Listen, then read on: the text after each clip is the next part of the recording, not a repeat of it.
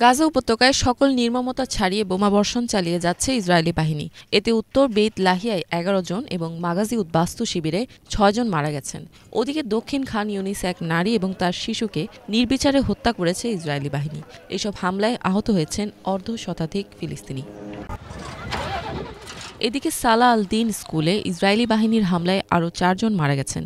উত্তর গাজার আরেকটি স্কুলের আশ্রয় কেন্দ্রে দখলদারদের ভয়াবহ হামলার নিন্দা জানিয়েছে ফিলিস্তিনি উদ্বাস্তুদের জন্য জাতিসংঘের সংস্থা UNRWA।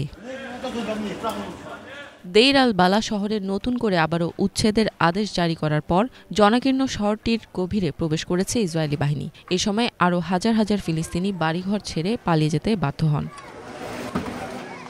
তুলকারেমে ফিলিস্তিনিদের সাথে সংঘর্ষে লিপ্ত হয়ে একজনকে গুলি করেছে ইসরায়েলি বাহিনী। এ সময় তারা ছাদ থেকেও স্নাইপার দিয়ে গুলি করে। এছাড়া অবকাঠামো ধ্বংস করতে বুলডোজারের ব্যবহার করে দখলদার বাহিনী। দেইর বালুত শহর থেকে ১৫ বছর বয়সী এক কিশোর ও তুবাস শহর থেকে ১৯ বছর বয়সী জিয়াদকে গ্রেপ্তার করেছে ইসরায়েলি বাহিনী। রামাল্লার বোরকা গ্রামে টিয়াশেল এবং সাউন্ড গ্রেনেড নিক্ষেপ করে তারা। ওদিকে হেব্রনেও একটি ফিলিস্তিনি গাড়িতে গুলি এবং একটি সাউন্ড গ্রেনেড নিক্ষেপ করে ইসরায়েলি বাহিনী। লেবাননের উত্তরাঞ্চলে ইসরায়েলি সামরিক বাহিনীর উপর সরাসরি আঘাতের দাবি করেছে লেবাননের সশস্ত্র বাহিনী।